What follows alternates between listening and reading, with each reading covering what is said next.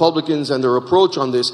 But my friends, I don't think there's a clean way of doing these things. It has to be hardcore with a clear-cut mission, and understand that what you're doing, your work, is making our jobs at the local level a lot easier.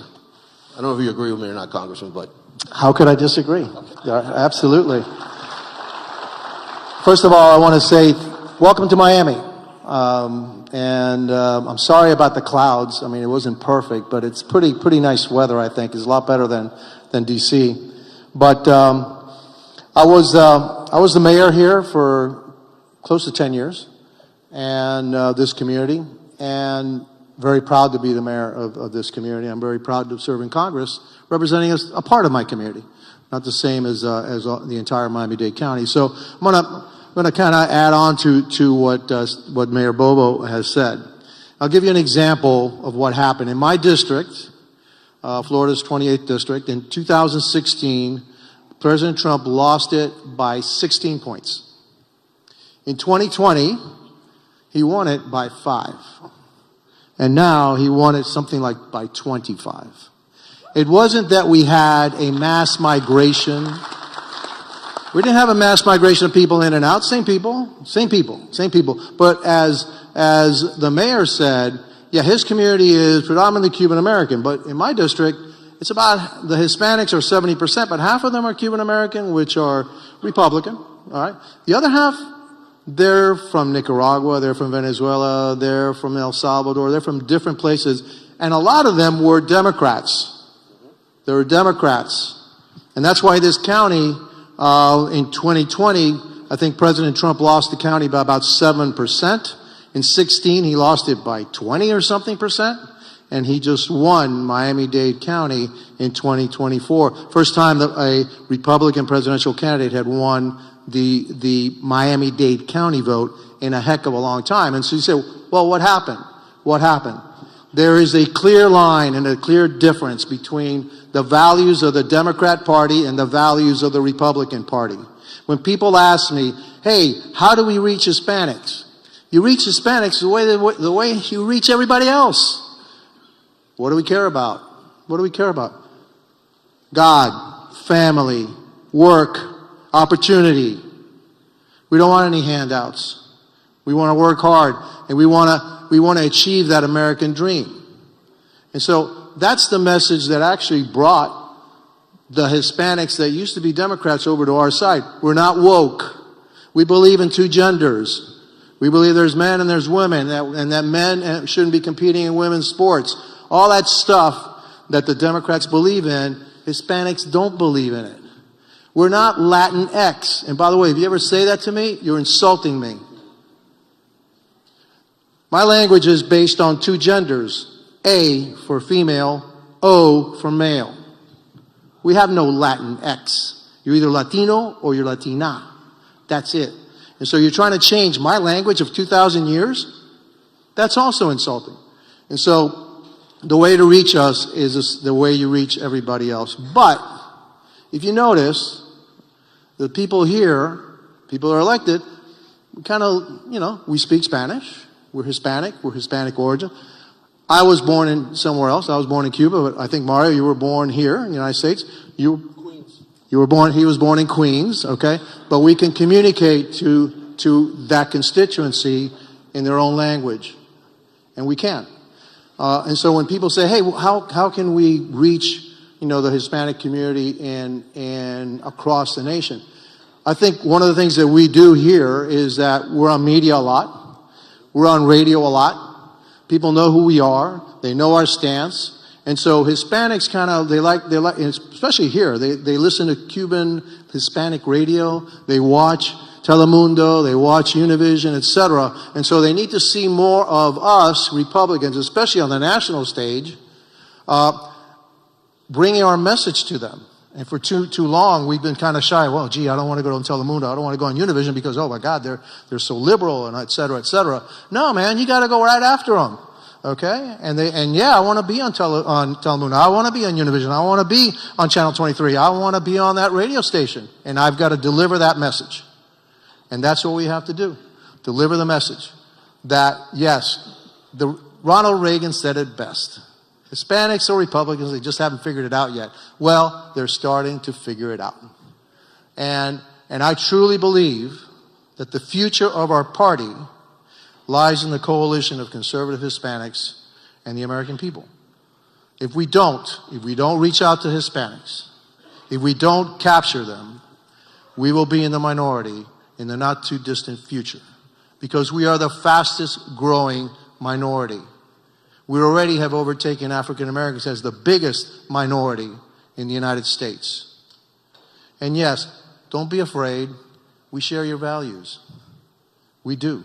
We share your values. And look, I think the three of us are pretty good examples of who we are. We're conservative. And then the final thing about Cuba, Venezuela, and Nicaragua, and everything else. The people that are here are fleeing their country for a reason. Most people want to stay in their country. They're fleeing their country for a reason. Some for economic reasons, yeah, but a lot of them are fleeing because they're seeking freedom and they're getting away from oppressive regimes. So we have to be the party that is against those oppressive regimes. We have to be the party that says we are going to work to liberate the people of Venezuela and Cuba and Nicaragua and anybody else in this hemisphere that is suffering under a dictatorship and an oppressive regime, because the United States needs to be the champion of democracy and liberty in our hemisphere. That's our values too. And if you do that, then I think we're going to be okay. It just wasn't a coincidence that you saw that shift in my district, in this county, in this state, many of which is the Hispanics moving over and making this a solid red state. Why? Because we delivered those messages. And so I don't know if you want to add anything else. Well, they're giving a sign here that says, we're ready, please wrap up. So I don't want to get a hook, right? I just wanted the congressman mentioned the shift in voting patterns since 2016 all the way to this point. There's one hiccup there that I think is very important for all of you to get your arms around. In 2020, Donald Trump and I happened to be on the ballot. I was running for mayor to replace Congressman Jimenez. And I can tell you this, we felt an incredible amount of enthusiasm out on the street. And when election time came around, Donald Trump led the charge here in Miami-Dade County and picked up a historic amount of Republican votes, never before. And I happened to be second to him as far as the amount of Republican votes, yet we still lost the election. And something became clear. Number one, pandemic. And the worst thing that we could possibly do, get seduced with this narrative that we had to flood the community with absentee ballots. And there is a lot of talk of states talking about doing away, just absentee and all this. It is the worst thing that you could possibly do, because you lose control, complete control of the integrity of your election. Because imagine in somebody's house, 5 ballots show up, one person could vote for all of them, have everybody in their house sign, and you turn in. That's a direct violation of our democracy and our ability to vote, and Democrats took full advantage of it. That I would tell you, in 2020, Donald Trump should have won Dade County. Easily won Dade County, because the enthusiasm was there. And if it happened here in Florida, and we have good voter integrity here, but if it happened here in Florida, Lord knows what was going on in other states, those swing states. So I would tell you, we must draw a red line in the sand on any narrative that talks about, absentee ballots, and if you don't do it, voter suppression. It's all bunk. God bless all of you, and thank you. Ladies and gentlemen, our colleague Carlos Jimenez and Mayor Steve Vogel. Thank you. I was trying to follow instructions. Ladies and gentlemen, please remain seated. Our program will continue shortly.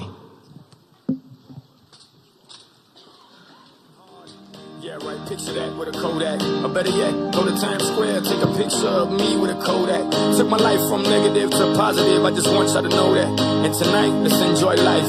Pitbull, Naya, Neo, that's right. I'm all on you tonight.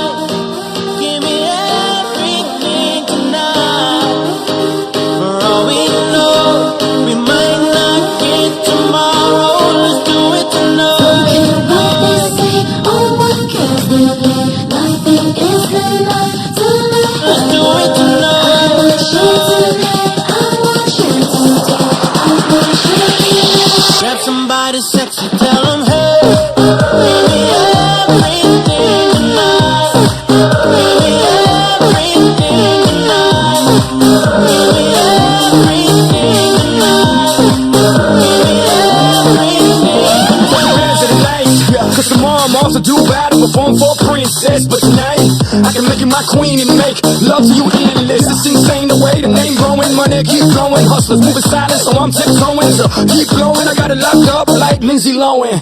Put it on my life, baby. I make it feel right, baby. Can't promise tomorrow, but I promise tonight. Excuse me, and I might drink a little more than I should tonight. And I might take you home with me if I could tonight. And baby, I'ma make you feel so good tonight. Cause we might not get tomorrow. I want all of you tonight. Give me everything tonight. For all we know, we might not get tomorrow. Let's do it tonight. What they say, all my kids they get, nothing is enough tonight. Let's do it tonight. I want you tonight. I want you to stay. I want you. Grab somebody sexy, tell them hey. Give me everything tonight.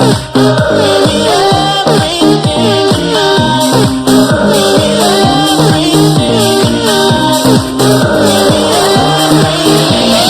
Reach for the stars, and if you don't grab them, you should fall on top of the world. Think about it, cause if you slip, I'm gonna fall on top of your girl.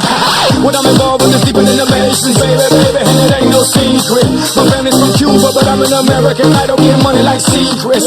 Put it on my life, baby. I make it feel right, baby. Can't promise tomorrow, but I promise tonight. Darling. Excuse me, and I might drink a little more than I should tonight. And I might take you home with me if I could tonight. And baby, I'ma make you feel so good tonight. Cause we might not get tomorrow. I want all of you tonight. Give me everything tonight. For all we know, we might not get tomorrow. Let's do it tonight. What they say, all my kids they get, nothing is enough tonight. Let's do it tonight. I want you tonight. I want you to stay. I want you. Grab somebody sexy, tell them hey. Give me everything tonight. Give me everything tonight. Give me everything tonight. Give me everything tonight. Excuse me, and I might drink a little more than I should tonight. And I might take you home with me if I could tonight. And baby, I'ma make you feel so good tonight. Cause we might not get tomorrow.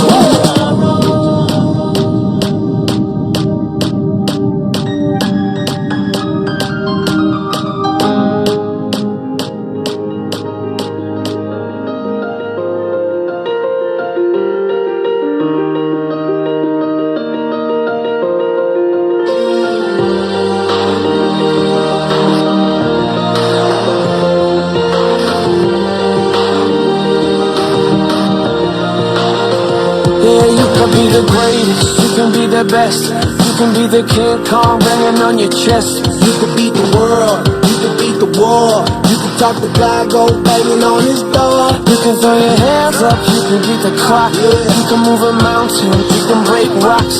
You could be a master, don't wait for luck. Dedicate yourself and you go find yourself. Standing in the Hall of Fame, and the world's gonna know your name. Cause you went with the first flame, and the world's gonna know your name. And you'll be on the walls of the Hall of Fame. You can go the distance, you can run the mile. You can walk straight through hell with a smile. You could be the hero, you could get the gold. Breaking all the records they thought never could be broke. Yeah, do it for your people, do it for your pride. You're never gonna know if you never even try. Do it for your country, do it for your name. Cause there's gonna be a day when you're Standing in the Hall of Fame, and the world's gonna know your name. Cause you burn with the first flame, and the world's gonna know your name. And you'll be on the walls of the Hall of Fame. Be a champion, be a champion, be a champion.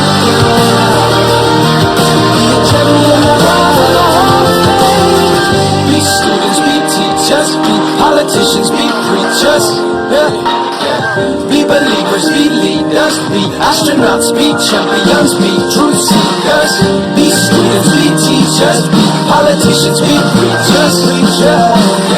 Be believers, be leaders, be astronauts, be champions, standing in the hall of fame. And the world's gonna know your name. There's a man with a nice and the world's gonna know your name. Living on the walls of the Hall of Fame. Be a champion, you can be the best.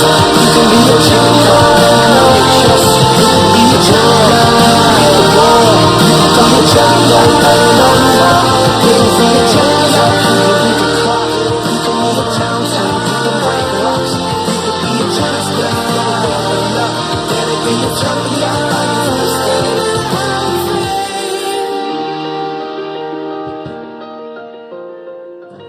You shake my nerves and you rattle my brain.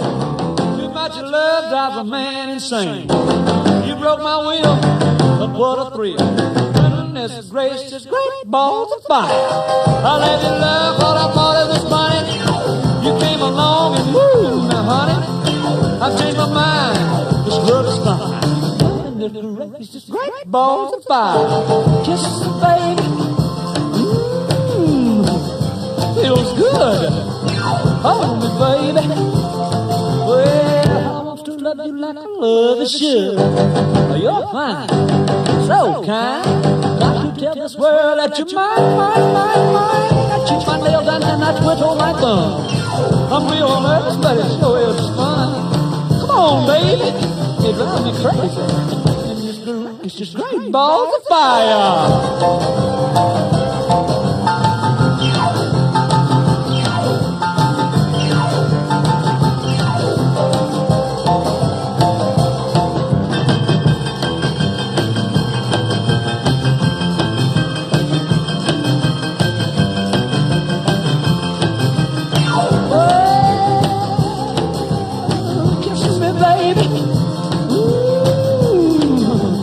Feels good.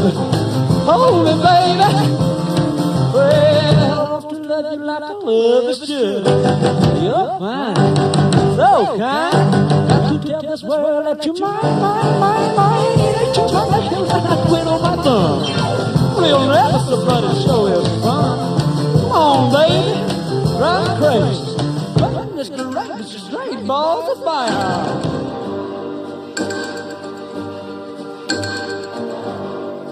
You don't own me. I'm not just one of your many toys. You don't own me. Don't say I can't go with other boys. And don't tell me what to do. Don't tell me what to say. And please, when I go out with you, don't put me on display, 'cause you don't own me. Don't try to change me in any way. You don't own me. Don't tie me down, 'cause I'd never stay. I don't tell you what to say. I don't tell you what to do. So just let me be myself. That's all I ask of you. I'm young and I love to be young. I'm free and I love to be free. To live my life the way I want. To say and do whatever I please.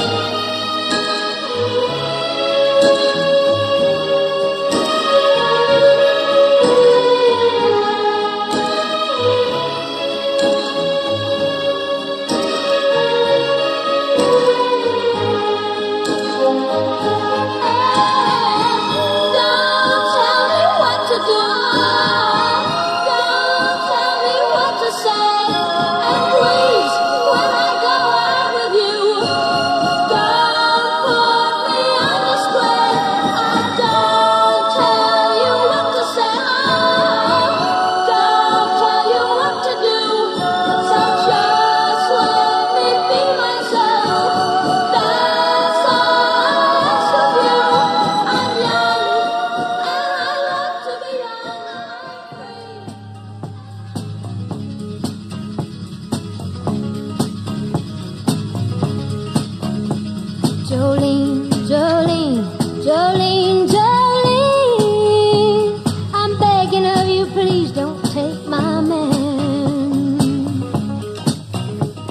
Jolene, Jolene, Jolene, Jolene.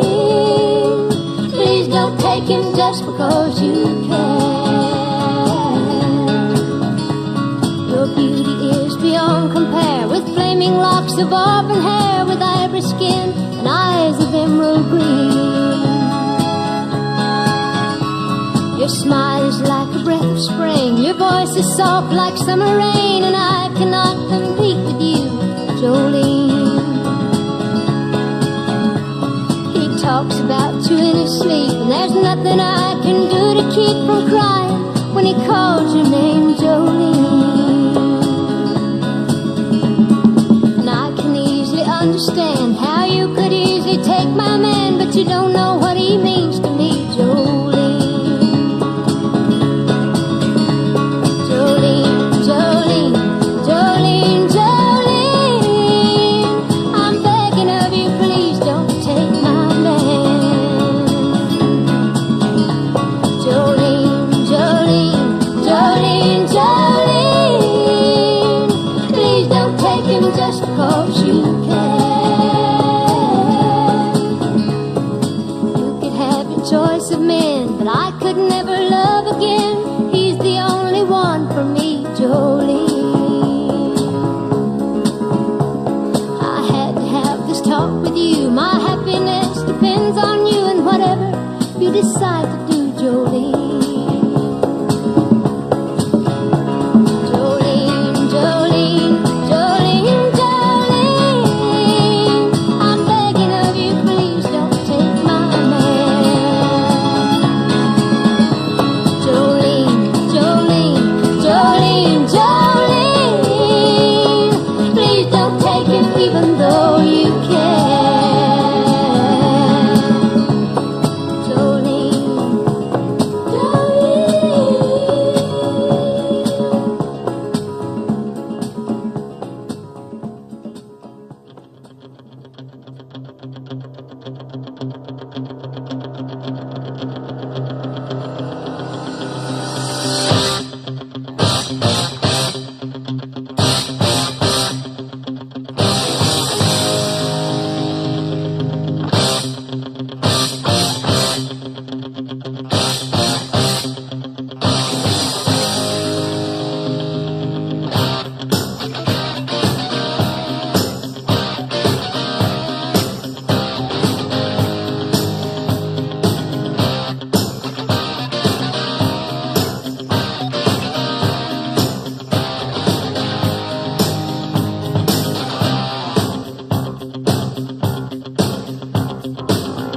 Rising up, back on the street. Did my time, took my chances. Went the distance, now I'm back on my feet. Just a man and his will to survive. So many times it happens too fast. You change your passion for glory. Don't lose your grip on the dreams of the past. You must fight just to keep them alive. It's deep, eye of the tiger, it's the thrill of the fight. Rising up to the challenge.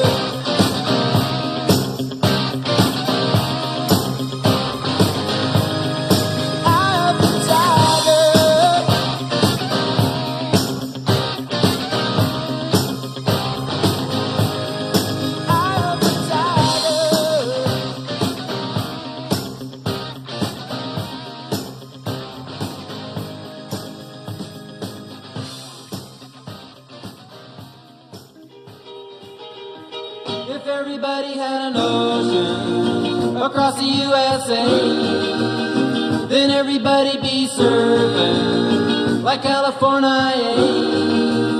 You'd see them wearing their baggies, Warachi sandals too, a bushy, bushy blonde hairdo, surfing USA.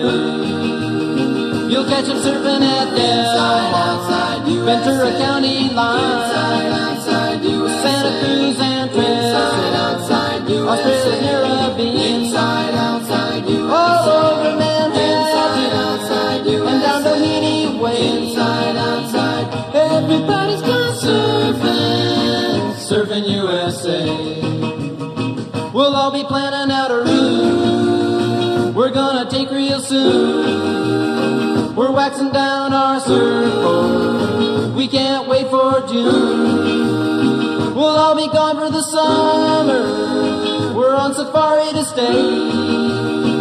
Tell the teacher we're surfing, surfing USA. And Anchorage and Florida, Pacific Palisades, outside USA. San Onofre and Sunset, Redondo Beach, LA, outside USA. All over La Jolla, at Waimea Bay, outside. Everybody's gone surfing, surfing USA.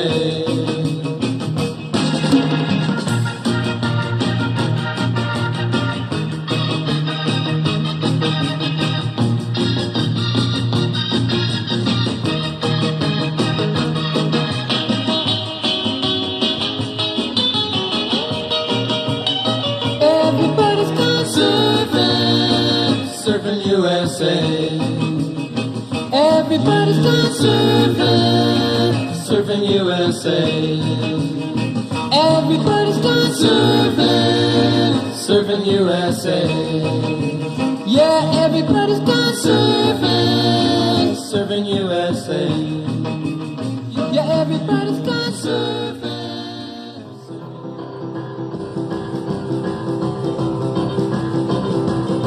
Come on over, baby, whole lot of shaking going on. Yes, I said, come on over, baby, baby, you can't go wrong. We ain't faking, whole lot of shaking going on. Well, I said, come on over, baby, we got chicken in the corner. Woo, huh? Come on over, baby, really got to move out of horn. We ain't faking. Oh, lot of shaking going on. Yeah, baby, shake, baby, shake. I said, shake, baby, shake. I said, shake it, baby, shake it. I said, shake, baby, shake. Come on over. Oh, a lot of shaking going on. Oh, let's go.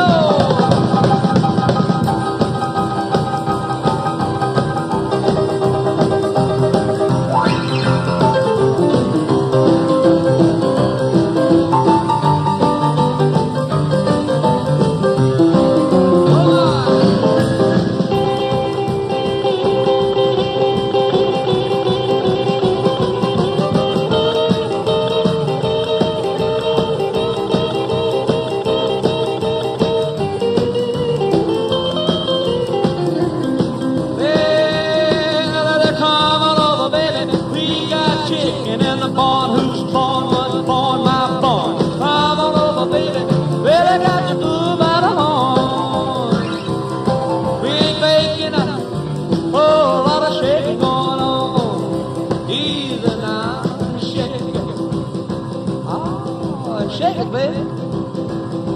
Yeah. You can shake it one time for me. You know how to come over, baby. Oh, Lord, shake it going on. Now let's get real low one time now. Shake, baby, shake. All you gotta do, honey, is kind of stand in one spot.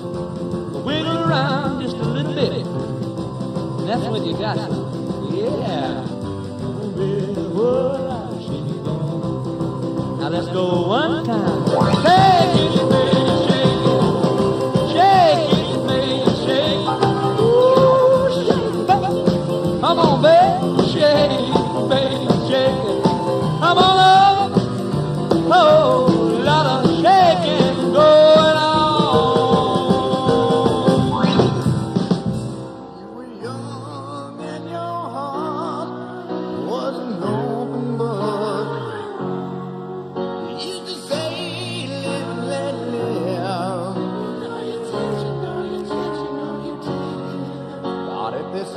ever-changing world in which we live in makes you give in and cry.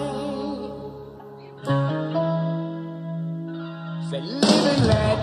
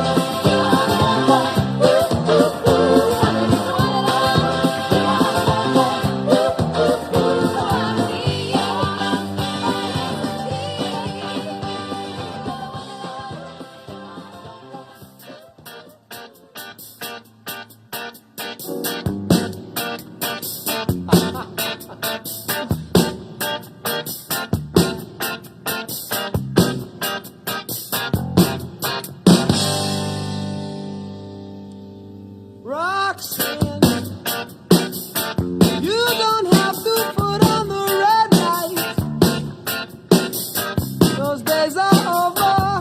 You don't have to sell your body to the night.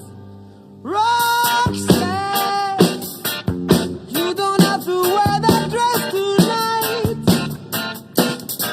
Walk the streets for money. You don't care if it's wrong or if it's right. Roxanne, you don't have to put on the red light. Roxanne, you don't have to put on the red light. Roxanne, Roxanne,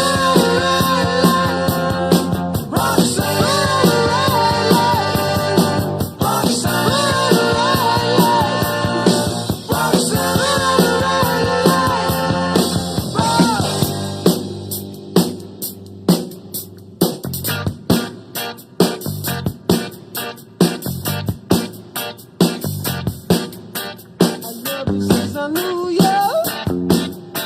I wouldn't talk down to you. I have to tell you just how I feel. I will share you with another boy. I know my mind is made up, so put away your makeup. Told you once, I won't tell you again. It's a bad way. Roxanne, you don't have to put on the red light.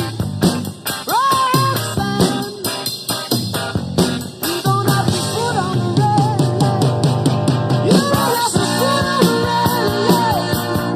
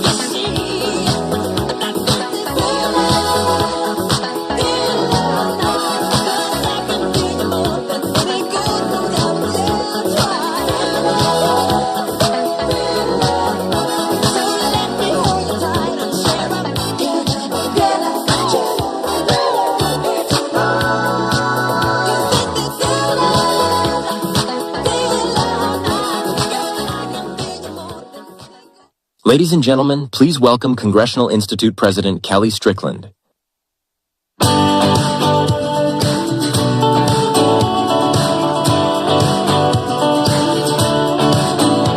and gentlemen, please take your seats. It is my distinct honor to introduce the Speaker of the House, Mike Johnson.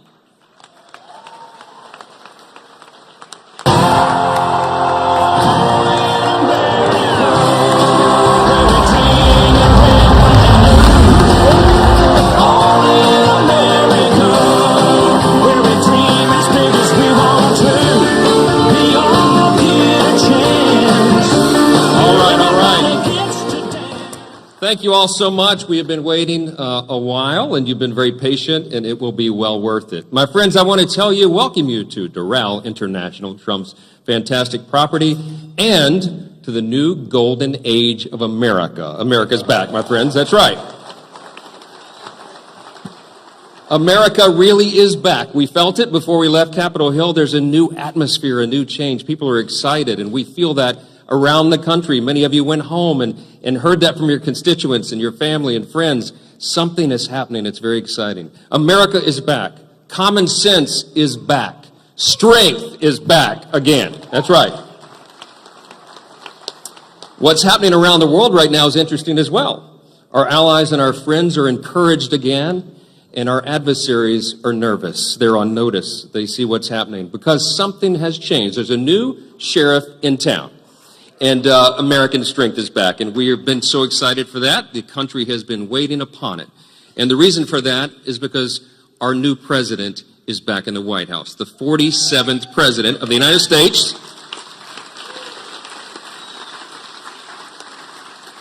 He doesn't need a long introduction, and I won't give you one, but I would just say this. The first week in office was the most momentous of any that anyone can remember, probably of any administration. And he's already accomplished more for the American people than his predecessor did in all 4 years. There's more of that to come. That's right. And as House Republicans and Republicans in the Senate and the House join together, we are going to bring forward the America First agenda. We will be a part of this new renaissance in America, the new golden age, and it begins right now. My friends, my colleagues, ladies and gentlemen, I am so excited to introduce to you tonight the 45th and the 47th President of the United States, Donald J. Trump. Let's hear it. And I'm proud to be an American, where at least I know I'm free. And I won't forget the men who died, who gave that right to me. And I'd gladly stand up next to you and defend her still today. 'Cause there ain't no doubt I love this land.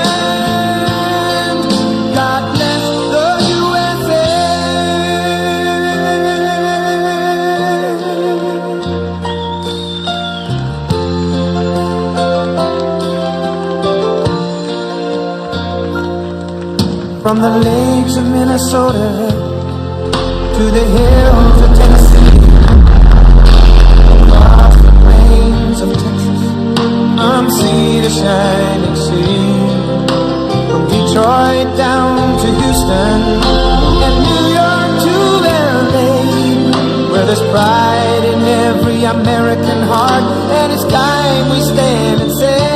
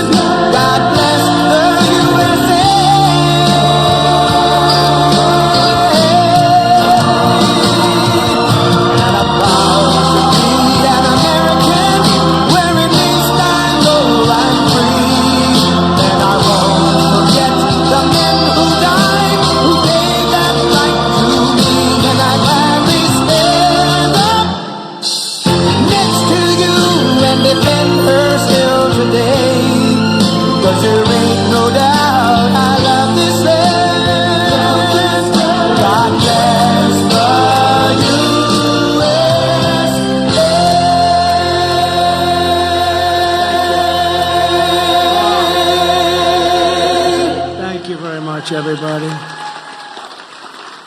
I want to thank you all and congratulate. This is a very big congratulations to our re-elected House Republican majority on your largest popular vote. Did you know that since 1928? That's a long time, Mike, right? That's a long time. But I especially want to thank our outstanding leadership team. Speaker Mike Johnson, we all know so well. He's doing great. Majority Leader Steve Scalise, who's gone through so much, and he looks better today than he did 10 years ago. I don't know what's going on. Thank you very much, Steve. You look great. Majority Whip Tom Emmer. Tom, thank you. Great job. And House Conference Chair Lisa McLean. Lisa, thank you very much. Great job. Thanks as well to all of the incredible House members and staff for your tireless work on behalf of our country, along with Congressional Institute CEO Kelly Strickland. Thank you very much. Thank you. Kelly, thank you very much.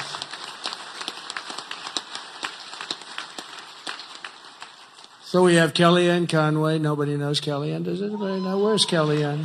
She's around. What? She's so good. She's a good person, too. She's a good person, too. And the mayor of Hialeah, I love this guy because he said, sir, we want to name a major boulevard after you. And he did it. Anybody that names a boulevard after me, I like him a lot. Esteban Bovo and Hialeah, mayor of Hialeah, thank you, wherever you may be. Esteban, where are you? Thank you. Thank you very much. Thank you. Great honor, actually. A lot of people come back from Hialeah. They say, they just named a road after you. I say, that's okay. It's a beginning, right? It's a start. With the help of everyone in this room, we've just won the most epic, consequential political victory in American history, according to a lot. One of the major fake newspapers, so in this case it's not fake news, let's say, but they said it's the most consequential election victory in the last 129 years. I'm trying to figure out what that means, 120. Who was there 129 years ago? But it was a great one. At the presidential level, we won the popular vote for the first time of any Republican in decades. We swept all 7 swing states, Pennsylvania, Wisconsin, Michigan, Georgia, North Carolina, Arizona, and Nevada by very, very big margins, record-setting. And for the first time ever, all 50 states, did you know this? Shifted toward the Republican Party. We've never had that before. Nobody has, actually. It's never happened before. That's pretty good. You must be doing a good job, fellas. We won the largest number of African-American voters in Republican history, including 39% of black men, a record by a lot. So that's really nice. Thank you. And we won more Hispanic-American votes than any Republican ever. It's never won any, not even close. Look at that, Hispanic-American. We made historic strides with youth, men, women, urban, suburban, and rural voters. And in a political earthquake, yeah, sit down, just enjoy it. What the hell, we're going to be here for a little while. But in a political earthquake, we won a wave of support from labor unions, including massive numbers of auto workers, which gave us Michigan as an example. Think of that. We won Michigan easily, and we did tremendous with the auto workers. And an overwhelming majority of the rank and file membership of the Teamsters. The Teamsters were great. They showed up in droves, and we won them by a lot. Together, we're forging a new political majority that's shattering and replacing Franklin Roosevelt's New Deal coalition, which dominated American politics for over 100 years. That's what we're doing. And what Mike said before, common sense. It is a little bit of common sense. Maybe it's a lot of common sense. Under our leadership, the Republican Party has become the proud voice of hardworking American citizens of every race, religion, color, and creed. We become the party of the American dream and wealth creation for everyone, not just the rich. If we do our job over the next 21 months, not only will House Republicans be reelected and expand our majority in 2026, we will cement a national governing coalition that will preserve American freedom for generations to come. There has never been anything like what's happened in politics in the last few years. Never been anything like it. Everybody, people of religion, everybody is seems to be with us. I don't know how anybody could even vote for the other side. In many cases, they don't, but they do get credit for it. You'll have to think about that. I've raised a lot of money for the next race that I assume I can't use for myself, but I'm not 100% sure because I don't know. I think I'm not allowed to run again. I'm not sure. Am I allowed to run again, Mike? I better not get you involved in that argument. No, we raised a lot of money, a tremendous amount, and our teletown halls are something that's very special that nobody else is able to even contemplate using. We've gotten a lot of people elected with those teletown halls. We have 25, 30,000 people on just in a congressional area, and they win easy. It works for Elvis, the Beatles, and it doesn't work for anyone else, but it works for Trump. And we would have tremendous crowds on those calls, and I think I'll bet we got 35, 40 people elected because of the town halls. But I did say to them, and I said, this is the greatest, the person that sort of has the rights to it, and he happens to be a great Republican. I said, this is the greatest invention. This thing is going to make a fortune. He said, no, it's not that good, actually, because it only works for you. He said, actually, sir, it only works for you because somebody else they're not picking up. So I'm honored to have that privilege, and I used it carefully. But we've done a lot of the teletown halls for people, and I don't think we've ever lost one, right? It's hard to lose one, even if you only get 5,000 or 6,000 people on a congressional race. But we've done them for states, we've done them for governors, and we've done them for senators. And we did a couple countrywide. I did a couple for myself countrywide. They're absolutely amazing. And we got the message out through that and lots of other means. We even got it out through TikTok. Has anyone ever heard of TikTok? I have a little bias toward TikTok right now, I have to tell you. So we won youth by the largest margin. No Republican, we generally don't win youth. We won by 36 points. Can you imagine that?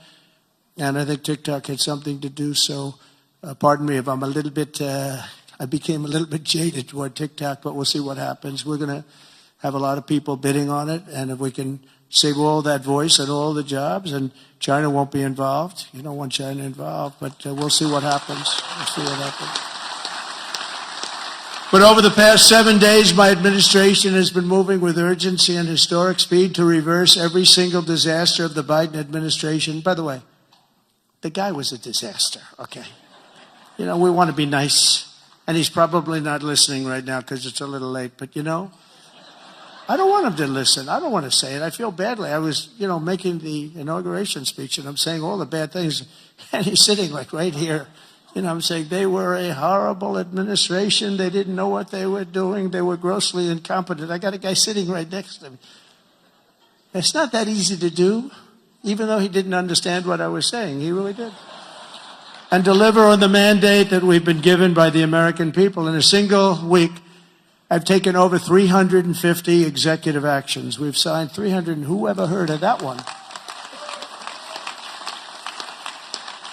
And as I said in my inaugural address, the American decline is over. It's over. The golden age of America has officially begun, and I think that's a good thing for us to talk about, the golden age and the American dream. I think it's a good thing because people haven't been talking that way for a long period of time. On day one, I directed every member of my cabinet to marshal all powers at their disposal to defeat inflation and bring down the cost of daily life, and we're going to do that. You're going to see it starting to happen when we get going with the energy. The energy is going to, brought everything up, and it's going to bring everything down. I imposed a federal hiring freeze, a federal regulation freeze, a foreign aid freeze. A foreign aid freeze, isn't that nice? We get tired of giving massive amounts of money to countries that hate us, don't we? And I created the new Department of Government Efficiency, and I think it's going to be very meaningful. I terminated the ridiculous and incredibly wasteful Green New Scam, one of the great scams in history. Actually, isn't it 12 years up? They gave us 12 years to live, right? I think that we passed it, right? We're still around. Can you believe it?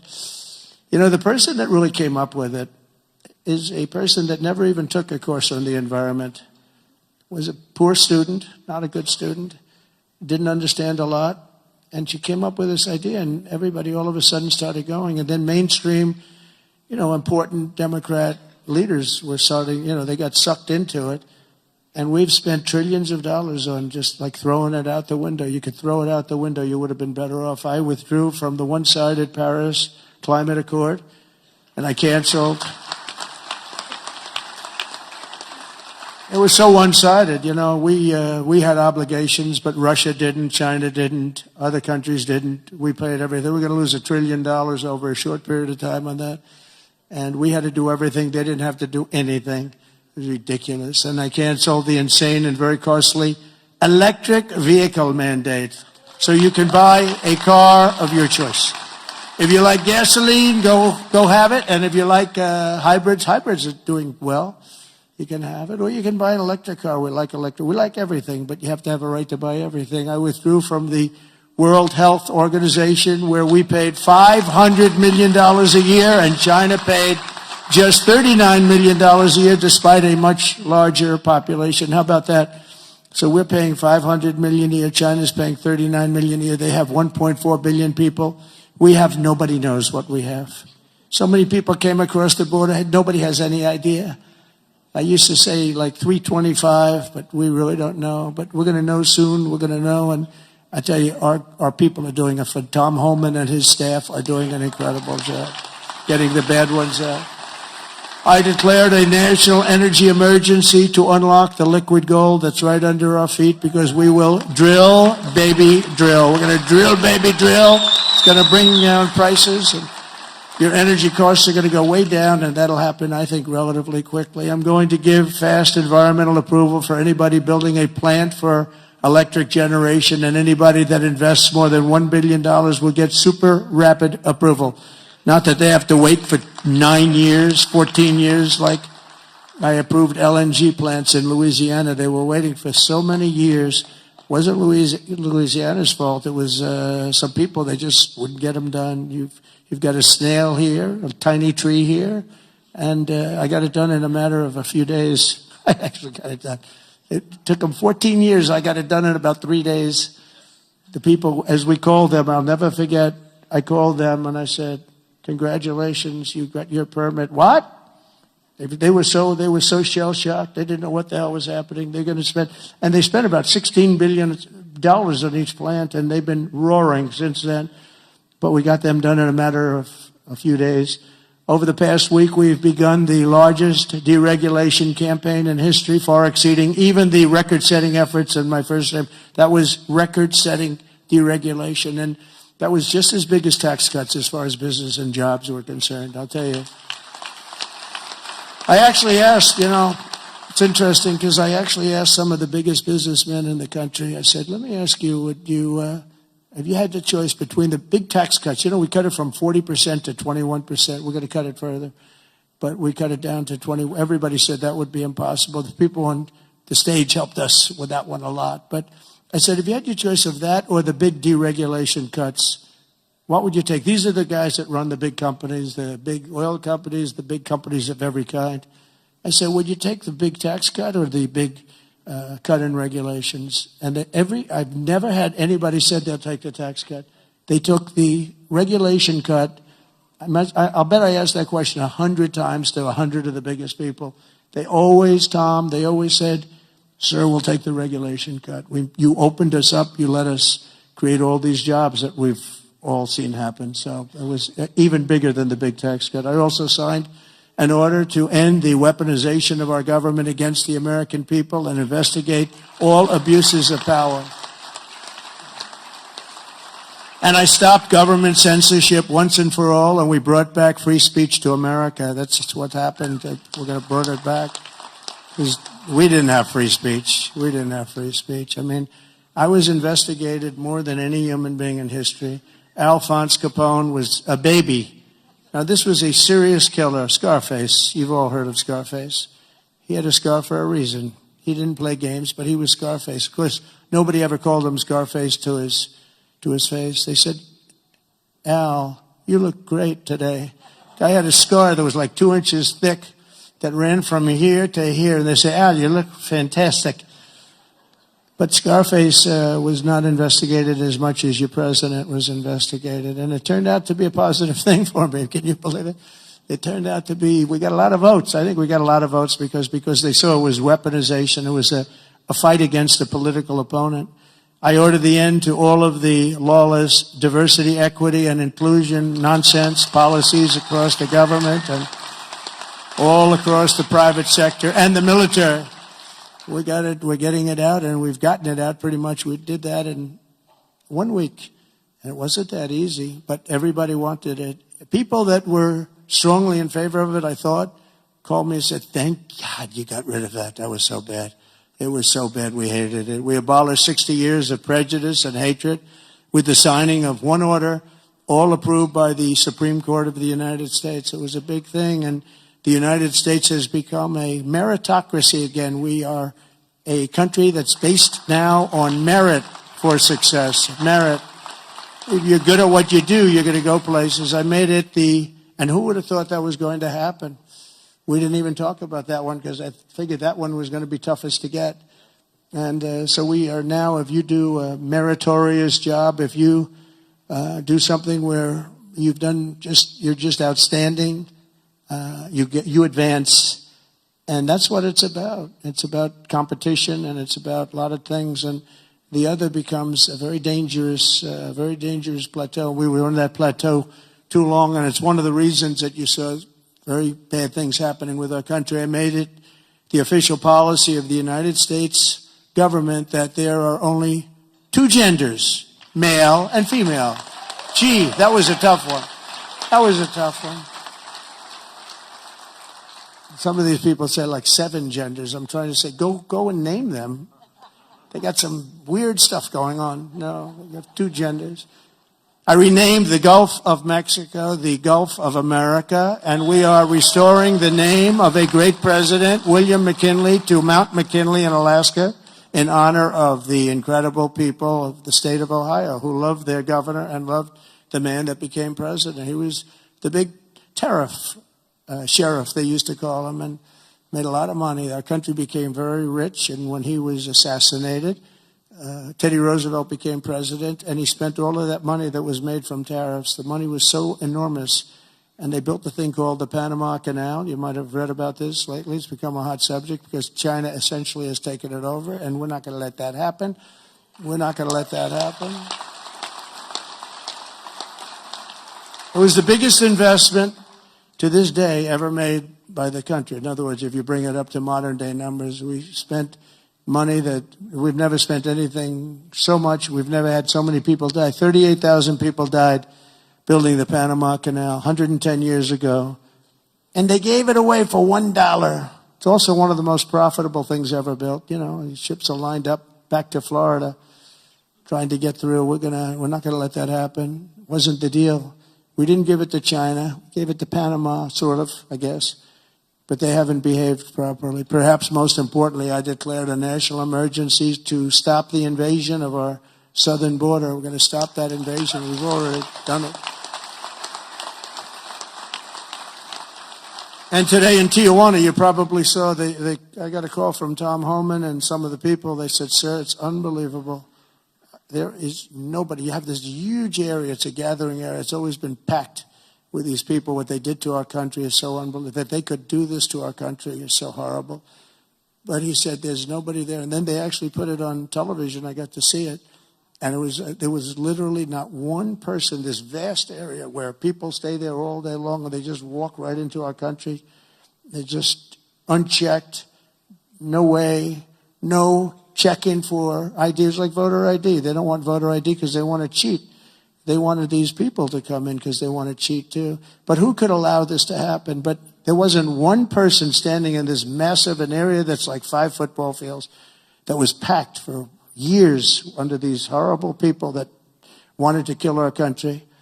We halted all illegal entry. We have successfully ended catch and release, and we're deporting 100% of all new trespassers apprehended at the border, and nobody's coming in, and nobody's coming now because they know they're not going to be able to come in. So we've really stopped something that was very, very serious. But we have to get the bad ones out. We have many murderers, many very bad people in our country that they've allowed because of a ridiculous, actually stupid, open border policy.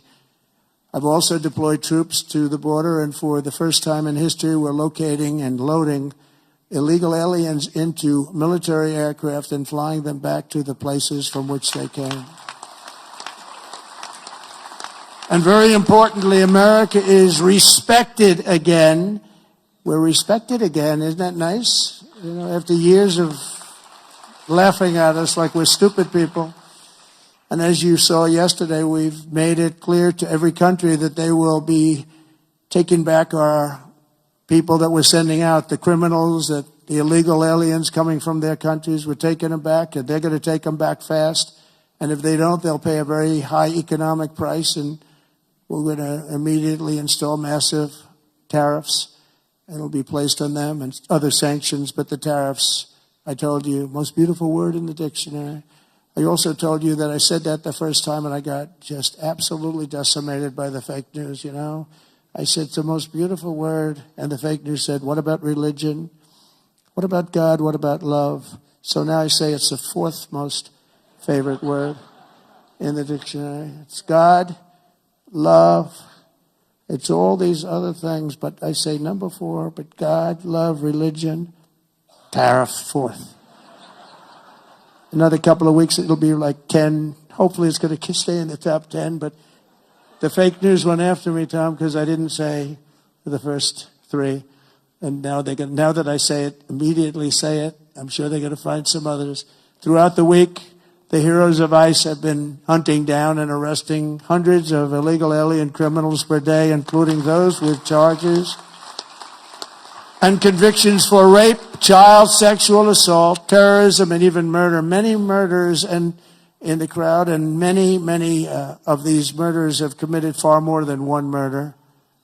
This is not going to work out, and we're going to get them the hell out of here. And members of the savage Venezuelan prison gang known as Tren de Agua and MS-13, including 50 violent individuals who were rounded up in Aurora, Colorado, which the Venezuelan gang took over. The governor, who's a radical left governor, was petrified. He didn't know what to do.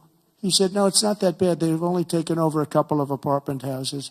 See, they went into the real estate business. They did it unconventionally. They did it with guns.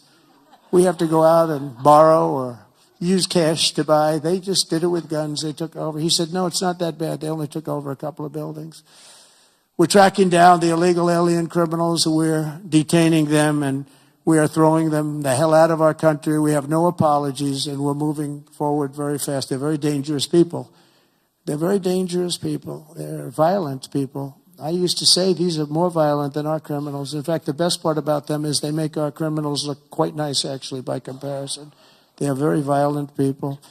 We also have many violent criminals in our country, however, that did not necessarily come here illegally, but have been arrested 30 times, 35 times, 41, 42 times in a couple of cases, 25 times, 18 times, many for murder and other heinous charges such as pushing people into subways. As the train's coming along at 45 miles an hour, boom, you get pushed into the subway. They had it last week. Hitting them in the head with baseball bats while they're not looking, punching old ladies in the face, knocking them unconscious and stealing their purse. They even break into apartments and rape elderly women and beat up elderly men, beat them to hell. And I don't want these violent repeat offenders in our country any more than I want illegal aliens from other countries who misbehave.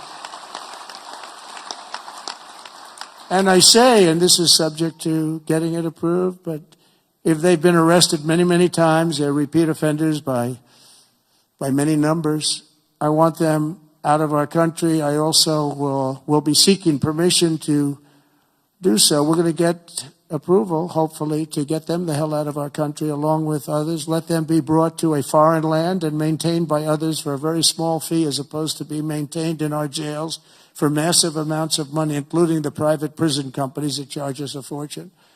You know, let them be brought out of our country and let them live there for a while. Let's see how they like it. You'll see crime all over the country dry up. Essentially, that's what Venezuela and other countries are doing. They're getting rid of their criminals and putting them into the United States of America. And their crime is down by almost 80%. We're going to restore law and order in America, and we want to bring back the death penalty for these horrible people that kill people. They kill people. It's always a tough thing to say because I don't like it. Nobody likes it. But if you don't do it, we're just looking for trouble. I spent a lot of time with President Xi, and I'll never forget in my first meeting, I said, do you have a drug problem? No, we have no drug problem. Why is that? A quick trial, what is quick trial? Quick trial is that we try the person that sells the drugs immediately, and at the end of the day, we execute that person if that person is guilty. We have no drug problem whatsoever, and that's the most severe case. But wherever you have no drug problem, you have the death penalty. So, and drugs causes a lot of the crime. A lot of the crime in our country is caused by drugs. It's a terrible situation. Comes through the southern border. Most of it is fentanyl coming in from China. And, it's very interesting. China, when I was with President Xi, I had a deal worked out with him that they were going to give their maximum punishment, which is the death penalty to anybody making fentanyl and sending it into the United States. Then we had a very unusual result in an election. We had a rigged election. We had a very unusual result, and that went nowhere. It was all set to be, he would have absolutely done it. He was ready. We shook hands on it, and then Biden, of course, didn't follow it up. He didn't follow anything up. But if that would have happened, you would have had a lot less fentanyl deaths, I can tell you. You would have had very little fentanyl coming into the southern border.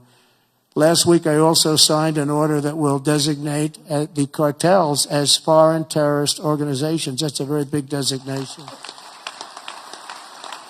And as we are fighting hard to get birthright citizenship or automatic citizenship for the children of illegal aliens, that's another way. It's automatic citizenship for children of illegal aliens. That's the other term that they use, which is actually more accurate, more understandable. And it's ridiculous. We're the only country that has it, and certainly the only country that has it to that extent. And it wasn't meant, if you look, it was really meant for children of slaves. This is when it happened. The children of slaves, it was not meant for everyone to come into our country by airplane or charging across the borders from all over the world and think they're going to become citizens. It's not meant for that. It wasn't meant for that. And hopefully at some point the courts will understand that without having to go through a whole big deal. This was meant for the children of slaves. And look at the timing of it and you'll see. And I hope judges will understand that. And it has to stop because it's really hurting our country very badly. In the coming weeks, I'm looking forward to working with Congress on a reconciliation bill that financially takes care of our plans to totally and permanently restore the sovereign borders of the United States once and for all. This should include full funding for a record increase in border security personnel and retention bonuses for ICE and Border Patrol. These people are incredible people. I got to know them so well. I was on the phone with them all the time when I was president. When she was the border czar, she never called them. Remember? We went like 4 years and they started asking her, did you ever speak to him? No. We asked the Border Patrol, did you ever speak to the head of the Border Patrol? Did you ever speak to the vice president who was your border czar? No, I never got to speak to her. This was a terrible thing that was going on. This was a con job. We also need a massive increase in the number of detention beds and funding for all border security infrastructure and barriers, including the completion of the border wall. We did 500 miles of wall, and that's one of the reasons we had the lowest number. You remember the famous chart that I looked to my right, bring down the chart, and I looked to my right, something went right by he. But that chart, I don't know if they have it now, frankly. I didn't tell them to bring it. But they're very competent people. They might. If you have the chart, put it up. If you don't, that's okay too. But that chart showed that we had the lowest number of illegals coming into our country in history. And I love the chart. Even if it didn't show that, I would have loved that chart. Because that chart, I wouldn't be here right now without that particular chart. But it was pretty amazing. It was really amazing. And we did a great job. We had the week I left office, we had the lowest number of illegal immigrants coming into our country that we ever had. Simultaneously, we must make a record investment in interior enforcement, including deportation flights and aircraft, as well as funding for our new task force to eradicate the presence of foreign gangs. We have some of the worst foreign gangs. It's not even believable.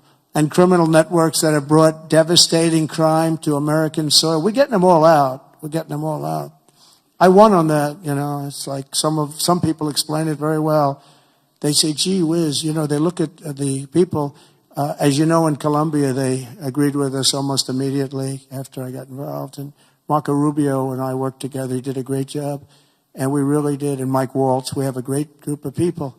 But we were being scolded because we had them in shackles in an airplane, and he said, "This is no way to treat people." Now you got to understand, these are murderers, drug lords, gang members, just the toughest people you've ever met or seen. How would you like to be the pilot of a plane? You got two pilots up there, and you got 300 people sitting in a plane. Every one of them either a murderer, a drug lord, a kingpin of some kind, the head of the mob, or a gang member. And you're flying that plane. It's not going to end well. Do you ever see the movie Con Air? That's what, yeah. Except here's the difference. The people in Con Air were actors. They weren't nearly as tough as these guys. I would say that plane would be gone before it ever left. Those pilots would be gone before it ever left. So they don't want us to shackle them. I don't want to be in that plane. I want to thank every Republican House member for voting to pass the Lake and Riley Act, the first enforcement only bill that's been passed in 3 decades. I met the parents of Lakin, and they were incredible people. They were just so devastated. I mean, can't even explain to you. You can't say somebody's life is over, but essentially their life is so different, and it can never be the same. She was beautiful. She was great person. But to have a bill of such importance named after her is a great tribute. But what these parents, and you know, you have so many of them, where they've lost a loved one to crime, but to this new form of crime, criminal, illegal aliens. It's massive. The numbers are massive, and you add that to the crime we already had. This shows the potential for additional enforcement bills that will help us crack down on criminal aliens and totally restore the rule of law in our country. I'm also eager to get to work with Congress on the largest package of tax cuts and reforms in American history. We've got to get that done. And we don't want to get hung up on the budget process. We just want, whether it's one bill, 2 bills, I don't care. Let these guys, they're going to work it out. They're going to work it out one way or the other. But the bottom line, the end result is going to be the same. We want to have all of those benefits. And we want to keep people's taxes low and actually make them lower. And that's not just rich people. That's everybody. It's, frankly, proportionately the lower scale, much more so than a higher scale. Not only must we permanently extend the Trump tax cuts, you know, if we don't, you're going to have about a 60% tax increase. But I also intend to keep my promises, starting with no tax on tips, no tax on Social Security, and no tax on overtime. We're working very hard to get them done, and we are. I went to Nevada just this last couple of days. Started off in North Carolina because I didn't want to forget the people of North Carolina were treated so badly by FEMA. And they came to me, they said, "Sir, you're going to California tomorrow." I said, "Well, what about North Carolina?" "Well, we'll do that another time." And I said, "No, we won't. I'm stopping in North Carolina first." And we stopped there. We met great people. Franklin Graham has done a fantastic job. He's done a great job, but others also. And I met people that were devastated. The Democrat Party with FEMA, their FEMA did absolutely nothing. And we have it worked out. Your congressmen are helping very much there. Your 3 Congress people are working very hard on that whole thing, along with Michael Watley. And Laura wants to be involved too. Laura Trump, she's doing great jobs. She's done a great. Michael and Laura have been unbelievable as the head of the RNC. They've been unbelievable. Unbelievable. You know why I picked Michael? I said, who ran North Carolina? Tell me. Because in the 2016 election, we did so well. And then in 2020, we did great in North Carolina. But others, we watched, ping. What the hell's going on? But with North Carolina, when he had 600 lawyers, 601 lawyers working for him, and they didn't play games in North Carolina, I said, that's the guy I want to run it. And Michael Watley has done an unbelievable job, and he worked with Laura so well. She comes from that state, from North Carolina. They've done such an incredible job. So thank you very much. I want to just thank you in front of leadership. Incredible. And I really don't want to give him another job, to be honest. That's the most important job. He said, "Sir, I'll go anywhere." I said, "I don't want you to go anywhere. I want you to stay where you are. We'll give you plenty of money to get the job done, right? But we don't want to lose it." I mean, he could do anything actually, but he's a very talented person. There's nothing more important because we have to win in 2 years or we have to win in 4 years. There's nobody better to head it up. So thank you very much, Michael, and really stand up. We're just an incredible job. Really amazing. I wanted to save that for leadership because I say it all the time. People don't know what the hell I'm talking about, but leadership knows what I'm talking about, and it's really incredible. The two of you as a team are unbelievable. Our administration will also be working to implement the Make It in America plan that I outlined very successfully in my campaign. You know, I think my campaign, I really focused on the border more than anything else. A lot of people said the biggest thing was inflation and the economy, and then maybe the border was third. I always felt the border was first because I felt that people could really understand that you can't have people pouring in from the prisons all over the world and from mental institutions all over the world and dumped into our country. So I talked about that much more so than I did inflation. I mean, inflation was terrible. It was the worst. I think it was the worst in the history of our country. But you can only talk about it so long. You know, the price of apples doubled, the price of bacon is quadrupled, everything is a disaster. And you say it, and then what do you do? With this, I could give examples of what they're doing to destroy our country, and I felt it was the strongest thing. You know, it's funny, in 2016, I won on the border. In 2020, we did so well, I couldn't talk about the border. My people would say, sir, don't bring up the border. Nobody wants to hear it. I said, no, I did a great job. It was a horrible border in 2016, but that border was beautiful compared to what we have now. So I didn't talk about it, and we did great. I mean, look, I got millions of more votes in 2020 than I got in 2016. Nobody ever got the most votes of any Republican in history in 2020. But this time I said, let's make it too big to rig. We're going to make it too big to rig, and that's what happened, and they couldn't. They tried, these cheating guys, these cheating people, but they tried, but they gave up.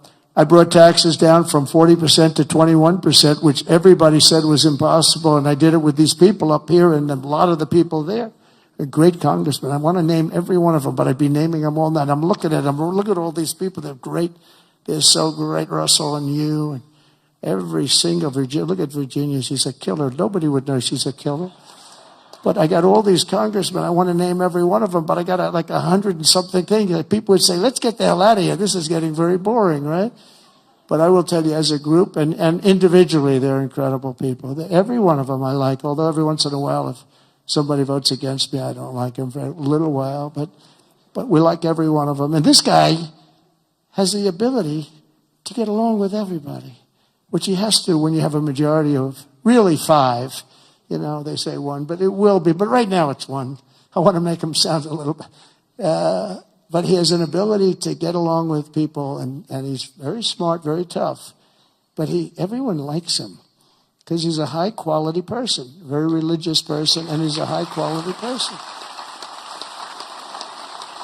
You know, we have other guys here, and I know that everybody likes them, but they're like, one of them in particular, I love this guy so much. I won't name him because I don't want to embarrass him, but I don't know if he'd be happy or not happy, but he's very, very strong, very, very popular, but he has 36 people that won't vote for him.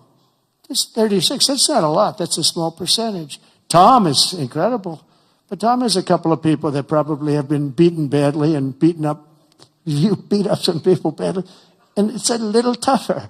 But he's done an unbelievable job. I've become friendly with him. I didn't really know him.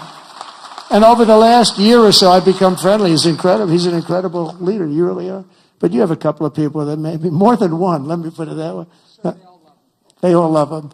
Your wife loves you. That I can tell you. He's got a great. Where are you? Where are you? Stand up, please. Just stand up. Come on. What a great wife and family. It's true. Thank you. She is a great. Look at her.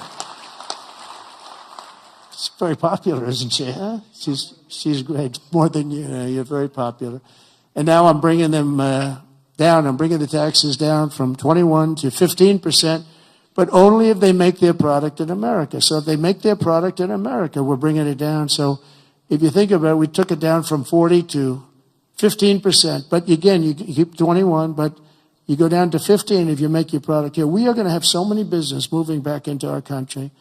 And remember, again, the word tariff. We're going to protect our people and our businesses, and we're going to protect our country with tariffs. And you got a little indication of that yesterday with what happened with a very strong country.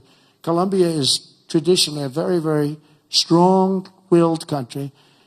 If they don't make their product in America, then very simply they should have to pay a tariff, which will bring in trillions of dollars into our treasury from countries that never paid us 10 cents. We're not going to let that happen. We're not going to let them destroy our country.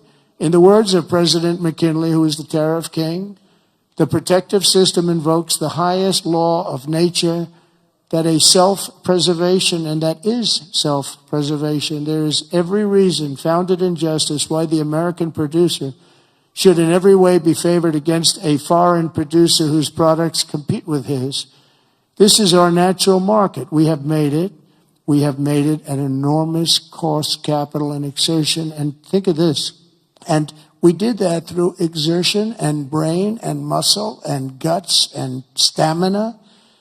We preserved it against foreign wars and domestic conflicts at great sacrifice of men and women. The foreign producer has contributed nothing to the growth or development of this country.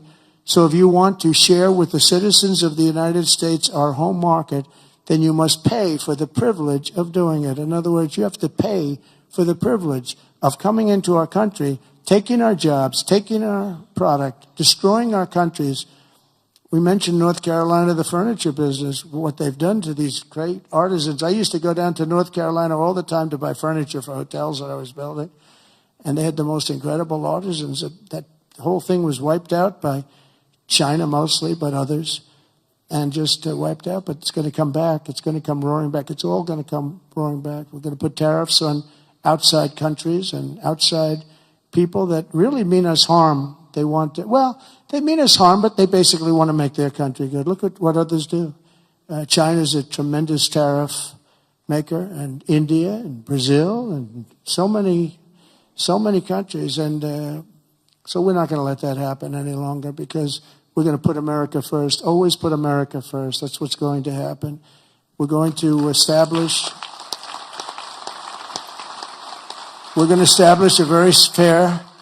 a very fair system where money is going to come into our coffers, and America is going to be very rich again, and it's going to happen very quickly.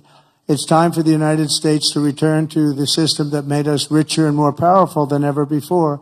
Do you know, the United States in 1870 to 1913, all tariffs, and that was the richest period in the history of the United States, relatively speaking. In other words, relatively.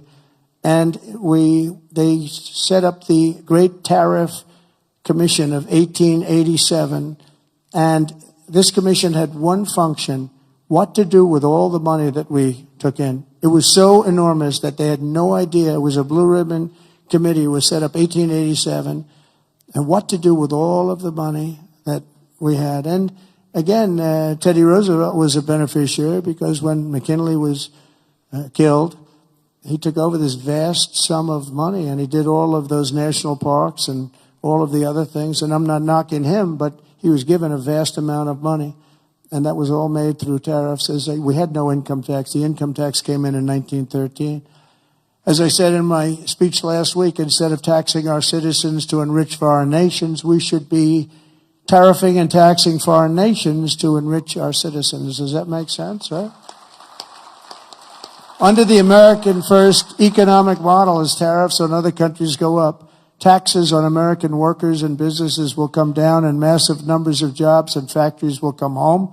The job creation will be enormous. In particular, if you look at the automobile sector, I mean, we're just being wiped out. You just take a look at what's happened to that over the years. And the auto workers voted for me. I have an obligation to do what's right, and I'm going to do that. Do you know, in Mexico, they were going to build the largest auto plant anywhere in the world, and it was during the campaign, my most recent campaign, and a very great gentleman, all he does is he builds auto plants. He was building this factory, and I said, how's it going? I said, I want to go around and take a look at one of your factories that you're building, one of the big ones, one of the good ones. I said, okay, are you ready? When are you going to do this? Is 9 months ago. He said, you'll have to go to Mexico. I said, what about the United States? He said, we're putting up a couple, but they're small. He's the biggest guy at doing this. He said, in Mexico, they're building massive automobile factories. I said, you mean they're doing it? And who's the owner of the factories? He said, mostly China. One in particular is massive, and it's built fairly close to the border. So they were going to build cars and send them into the United States for no tax or very little tax, and destroy Detroit, just destroy the rest of it, what's left of it, because they've already taken, Mexico's taken 32% of our business over years, over 30 years, and the other one is Canada. Canada's taken massive amounts of, they said they send us millions of cars. We don't need them for that. We want to have the cars made in Detroit or South Carolina or many other locations, whether it's union or not union. But I said to him, so when is this plant going to open? He said, well, we're going to start it in a couple of months, and it'll be open in about a year and a half. It's the largest plant in the world. I said, I'm not happy with that. And I said in my next speech that I am going to charge them, if it takes 100% or 200%, no car is coming in from Mexico into the United States without a massive tariff. And I said it 3 or 4 times. And what happened is about 2 months later, I see that same gentleman who was in the audience, and I said, I want to see him backstage after I'm finished with the speech. And I met him backstage. I said, John, let me ask you, what happened with that plant? Where is it now? He said, sir, China's canceled it. Why? Because they think you're going to be elected, and they thought you were going to charge big tariffs on the cars coming in, and it doesn't work if you're going to charge. So they canceled the plant, and Detroit now will breathe, and we're going to do just the opposite. We're going to have these companies come in, and they can build that plant if they want, but they have to build it across the line. They have to build it in the United States. Amazing. Amazing. We did so many things, and we weren't even elected yet. That would have been a disaster. If that plant were built, it would have been a disaster. That would have wiped out. That was bigger than most of the factories put together, the auto plants put together. In particular, in the very near future, we're going to be placing tariffs on foreign production of computer chips, semiconductors, and pharmaceuticals to return production of these essential goods to the United States of America. They left us and they went to Taiwan, which is about 98% of the chip business, by the way. And we want them to come back, and we don't want to give them billions of dollars like this ridiculous program that Biden has. Give everybody billions of dollars. They already have billions of dollars. They've got nothing but money, Joe. They didn't need money. They needed an incentive, and the incentive is going to be they're not going to want to pay a 25, 50, or even 100% tax. They're going to build their factory with their own money. We don't have to give them money. They're going to come in because it's good for them to come in. They're giving them money. They don't even know what they're going to do with it. I had people tell me, we have no idea. We didn't need money. They don't know if they're probably going to use the money to build in other places, other countries. It's a ridiculous plan, very expensive and ridiculous. The only way you'll get out of this is to build your plant. If you want to stop paying the taxes or the tariffs, you have to build your plant right here in America. That's what's going to happen at record levels. We're going to have more plants built in the next short period of time than anybody ever envisioned before, because the incentive is going to be there, because they have no tariff whatsoever. In fact, they have help from us if they build their plant in America. And we're going to look at pharmaceuticals, drugs. We're going to look at chips, semiconductors, and we're going to look at steel and some other industries. And you're going to see things happening. If I didn't put on the massive steel tariffs, you wouldn't have one steel plant right now in the United States. If I didn't put on the tariffs on washing machines, dryers, and the like, you wouldn't in Ohio. You would have lost all of those companies that made washing machines and dryers. Jim Jordan is the one that got me started. Was Jim here by any chance? Is Jim here? Where is Jim? Where's Jim? Oh, look at him. Wow. That's not a great seat for a man of such power. Do you know that Jim has he's a great wrestler. He was All-American wrestler 3 times, 128 and 1. That's not a bad record, and that's the way he fights too. But he has a better record. Undefeated as a wrestler in high school. And I say, how can you do that? Because a freshman can't beat a senior. But he figured out how to beat seniors. So I stand up again, Jim. Let's give you a hand as a wrestler. As a wrestler, big hand. As a politician, very good. But Jim, is it true that we went up there, remember we had 25,000 people standing in the streets in this little beautiful town with Whirlpool, right? And they were going to close up their factories because South Korea was dumping washing machines and other things like that. and they were dumping. And we put a 50% tariff and then 75, even 100%. And now they're thriving, right? Without Trump, they would have been closed up. But Jim was the one that got me involved. Are you guys all happy with Jim? Do you like him? Because I like him. I like him, right? We like Jim. What's not to like? He gets on television. He's like a wrestler. He's got this boom, boom, boom, boom. It's very impressive, Jim. Anyway, it's good to see you. I like that guy a lot. I like a lot of the people in the audience a lot. I like the people in this room. We have the same basic philosophy. We have the same thoughts. What's not to like? But I'll also be placing tariffs on steel, aluminum, and copper, and things that we need for our military. We have to bring production back to our country. You know, there was a time when we made one ship a day, and now we can't build a ship. We don't know what the hell we're doing. It's all gone to other locations and other lands. And to further return production to the United States, we're going to environmentally free up our rare earth minerals. We have some unbelievable sites. We have some of the best rare earth anywhere in the world, but we're not allowed to use it because the environmentalists got there first. They said, you cannot touch that land. I look at the land. It looks like every other piece of land. What is it? Well, this is very protected. They have no idea what they're doing to our country. They use the environment to stop progress, so we're not going to let that happen. We have Lee Zeldin. I don't know if Lee's here today, but Lee Zeldin is going to be fantastic. He's going to head up the whole environmental. And I said, Lee, if we have we put in for a power plant, and if we don't get the approval, like that you can start within 12 days, one day would be even better, but 12 days, 14 days, see what you can do. And Lee's great. Lee knows what's good and he knows what's bad, and he'll be very fair, but we have to get it moving because some of these jobs, like the ones in Louisiana, they were 14, 15 years, they couldn't get their approvals. We can't let that happen. When people come here with massive amounts of money, they want to start, they want to go, and we know what's good and we know what's bad too. And Lee Zeldin's going to do a great job environmentally. As we fix our tax system, we could also cut colossal amounts of government waste, fraud, and abuse, of which there's a lot. But tonight, I restate my pledge from the campaign. I will not sign any bill that cuts even a single penny from Medicare or Social Security for our great seniors. We don't have to do that. We don't have to do that. We'll not touch those benefits in any way, shape, or form. I want to use that because during the campaign, they had these fake ads that Trump is going to cut Social Security. No, they're the ones that are going to cut it because the country's going to go bankrupt under them. And that's why it's going to cut, because they're not going to have a choice. Not that they're saying we're going to cut it, but our country was heading for absolute bankruptcy.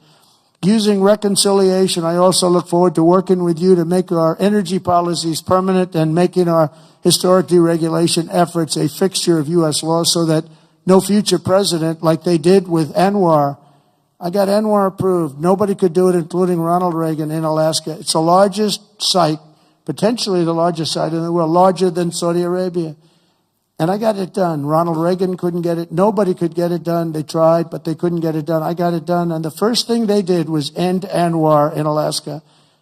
The biggest, most powerful site, maybe anywhere in the world, that we got it done. And we're going to get it done again very quickly. Now, I think I do it with an executive order because they didn't go through Congress. I got it approved through Congress. So I think we get it done fast. But it's going to be, that can supply all of Asia with its location. All of Asia can be supplied by Anwar. So there's so many things, but we don't want to have any future president ever sabotage our economy with out-of-control regulations as the last two Democrat presidents have done. They went crazy. Last week, I signed an order revoking Joe Biden's destructive artificial intelligence regulations so that AI companies can once again focus on being the best, not just being the most woke. And today and over the last couple of days, I've been reading about China and some of the companies in China, one in particular, coming up with a faster method of AI and much less expensive method. And that's good because you don't have to spend as much money. I view that as a positive, as an asset. So I really think if it's fact and if it's true, and nobody really knows if it is, but I view that as a positive because you'll be doing that too. So you won't be spending as much and you'll get the same result, hopefully. The release of DeepSeek AI from a Chinese company should be a wake-up call for our industries that we need to be laser focused on competing to win because we have the greatest scientists in the world. Even Chinese leadership told me that. They said, you have the most brilliant scientists in the world in Seattle and various places. But Silicon Valley, they said, There's nobody like those people. This is very unusual when you hear a deep seek, when you hear somebody come up with something. We always have the ideas. We're always first. So I would say that's a positive. That could be very much a positive development. So instead of spending billions and billions, you'll spend less and you'll come up with hopefully the same solution. Under the Trump administration, we're going to unleash our tech companies and we're going to dominate the future like never before. And finally, we need to work together on a defense bill that once again fully rebuilds our military for our great warriors. We have to have a strong, strong defense.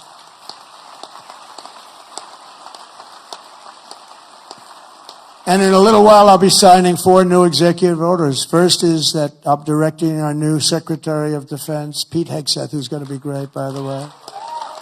Thank you for the support. Thank you very much for the support. You really did support him greatly. I think he's going to be fantastic. I know him very well. I think he's going to be fantastic. He's what we need to immediately begin the construction of a state-of-the-art Iron Dome missile defense shield, which will be able to protect Americans. You know, we protect other countries, but we don't protect ourselves. And when Ronald Reagan wanted to do it many years ago, luckily we didn't. We didn't have the technology then. It was a concept, but we didn't. And now we have phenomenal technology. You see that with Israel. We're out of 319 rockets. They knocked down just about every one of them. So I think the United States is entitled to that. And everything will be made right here in the USA, 100%. And next, to ensure that we have the most lethal fighting force in the world, we will get transgender ideology the hell out of our military. It's going to be gone. In addition, we will stop our service members from being indoctrinated with radical left ideologies such as critical race theory. We're going to stop it. It's already been stopped. It's already been halted, totally halted. And finally, we will offer full reinstatement to any service member who was expelled from the armed forces due to the COVID vaccine mandate. And we will restore them to their former rank with full pay. And I think we're going to have a lot of people that join. And one thing I'll say, if you looked at our recruitment over the last week or so, 2 weeks, it's through the roof. You know, we were having a lot of people weren't signing. We were having a hard time recruiting people because they were looking at these people that they were supposed to be their leaders, and they weren't happy. They didn't like people that fall going upstairs. If you're going to fall, at least go downstairs from the plane. That triple fall. I used that thing in more ads. I didn't have an ad where I didn't put that in. Just a little quick 1, 2, 3. Reminded me of Joe Frazier when he went down, right? George Foreman, Joe Frazier. 3 falls in a matter of seconds. I said, can you speed it up a little bit? People are getting tired of it. But no, we have now the best recruitment we've seen in a long time. There's a tremendous number of people wanting to sign up. January 20th, 2025 was a turning point in American history. Starting last week, we're ending years of incompetence, radicalism, and betrayal. And we're ushering in the most exhilarating era of reform and renewal in the 250-year history of our country. And just in conclusion, I just want to say that this has been a very exciting and will be a very exciting new chapter. There's nothing we cannot achieve as long as the Republican Party remains united. I hope you can remain united.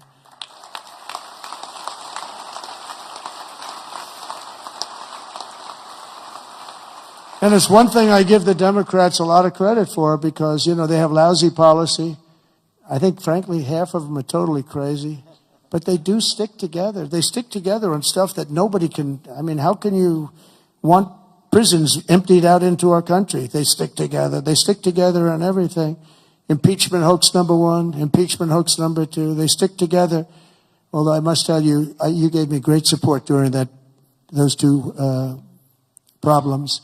Those 2 fake witch hunts, which have now turned out to be totally fake and disgusting.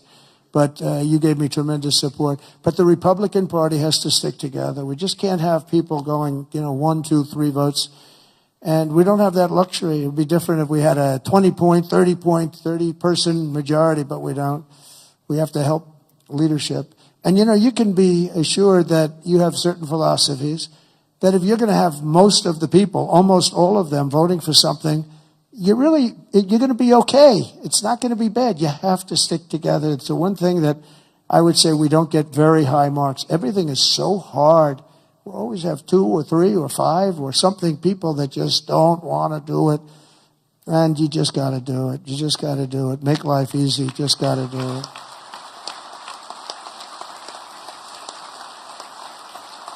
So right now we have a very special period because we have the House, we have the Senate, and we have the White House. And we're a team, and we're a really good team. And I appreciate so many times, and like even with Mike, I called 3 or 4 people, and they said, okay, sir, I'll do it. I'm going to vote. I'm going to vote positively. And they're very happy they did now.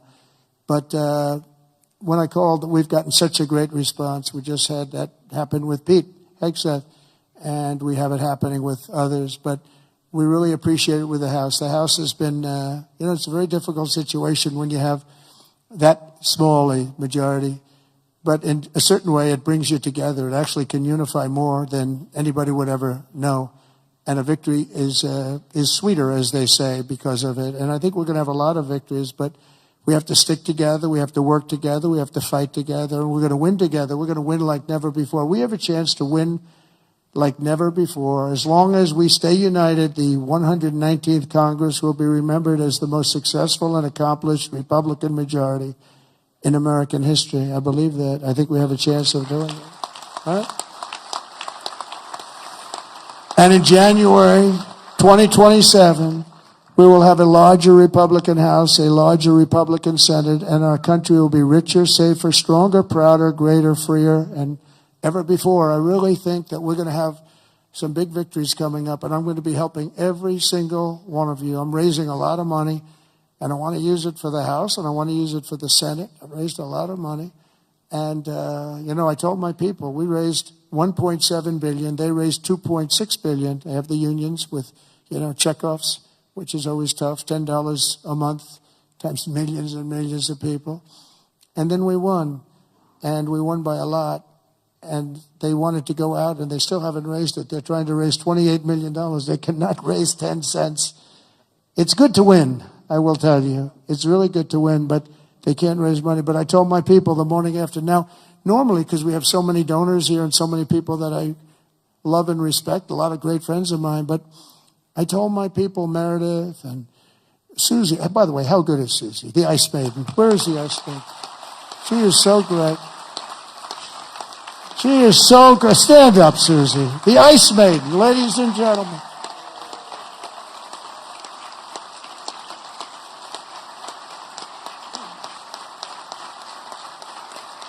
Wow, look at that.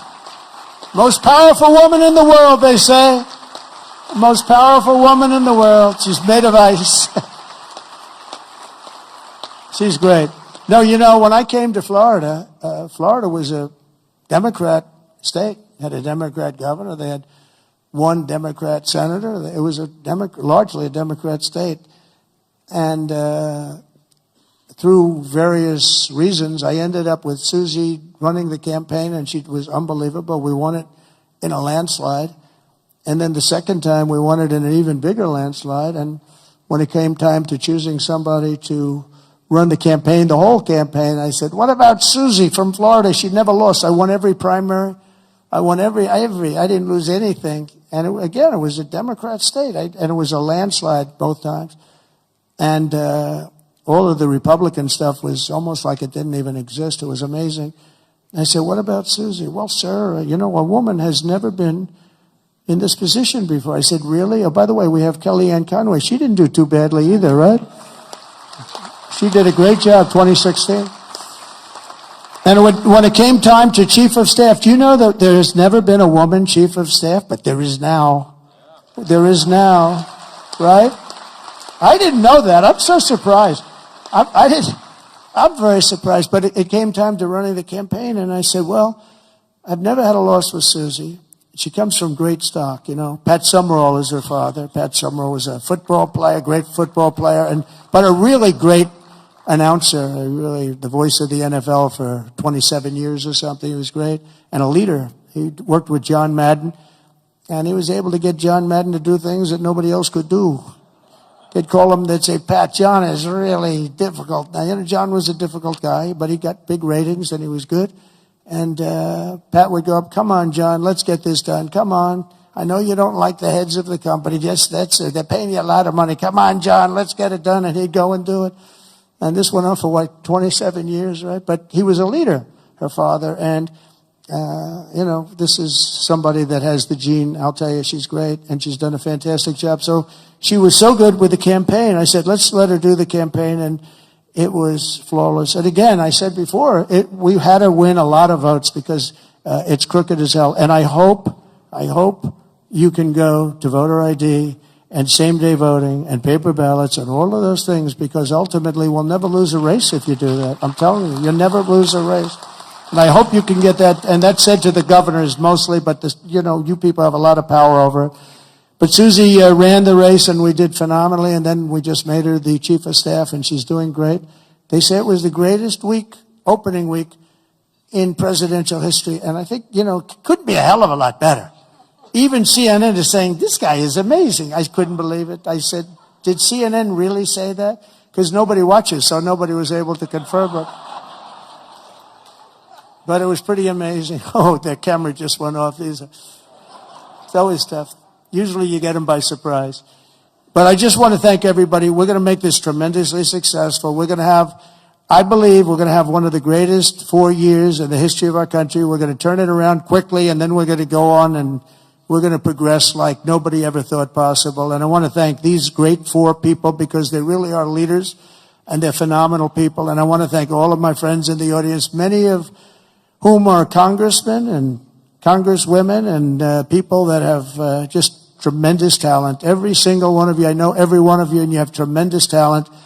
And if we stick and if we fight together, there's nobody can stop us. We're going to have, because they have bad policy. Their policy is so bad. Nobody could win with this policy. Nobody. And we have the best policy. And again, as they say, and we say, and I've been saying for a long time, we're the party of common sense. And we're the party that's going to have the best 4 years ever. Thank you very much. Appreciate it. Thank you very much.